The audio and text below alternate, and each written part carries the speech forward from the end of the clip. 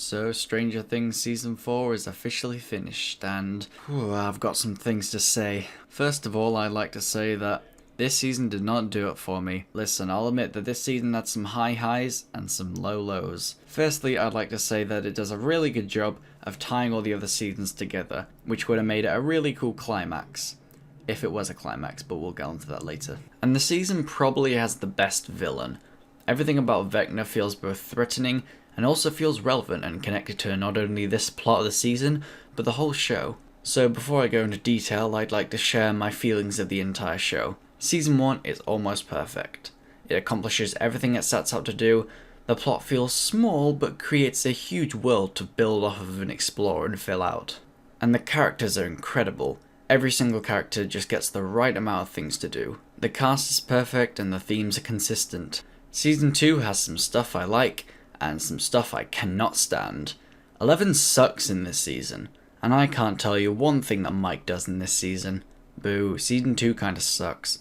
Season 3 is a huge step up. The tone is very consistent and the characters are vastly improved from Season 2, and they actually have things to do. The Russian stuff was good, the rat stuff was fine, the Billy possession was great, and all the subplots were neatly tied together in a nice bow at the end. And Hopper's death was incredibly well done and emotional. It was heartbreaking in a great way. It has such a huge impact on the show and would have been a perfect conclusion. And then they revealed that he wasn't dead and now Season 3 is fruitless. I'm sorry, but Hopper being alive is the worst writing I've seen in a long time from a show like this. What even is Season 3 now?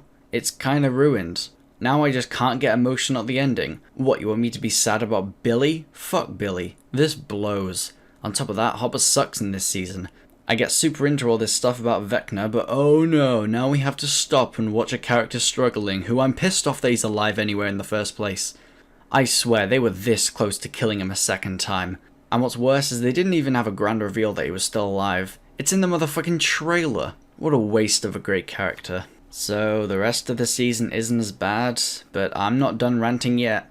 'Cause damn it, the characters feel so empty in this season. You see, the show has far too many characters by now. I think we can all agree on that. And rather than giving the correct amount of character development to each character, they try and make them all equal, but instead of making them all good, they all suck. Name one thing Will does in this season. Name one thing Mike does. Really, the only one that feels like they probably have something to do and feels truly relevant to the story is Max. And it doesn't even happen that impactfully. We get yet another fake-out death. And you want to talk about bad characters?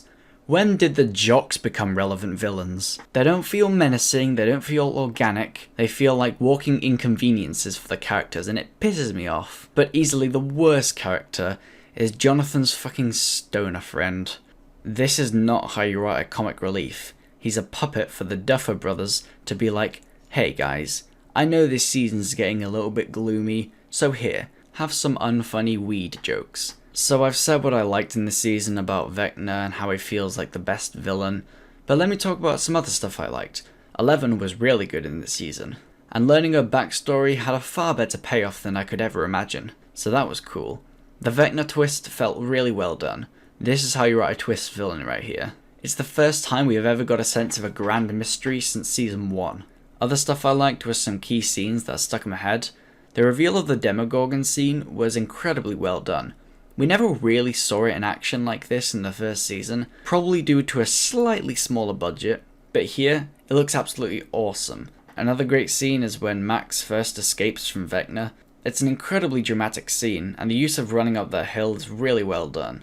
Even if they play that song way too many times in this season, it still felt like a great scene. Alright, that's enough being nice. So this season didn't do it for me, but hey, if you liked it, that's great. I won't spoil anyone else's fun, but surprisingly, I'm glad that it leaves it open for another season, because otherwise, this would have been a bad way to end the show.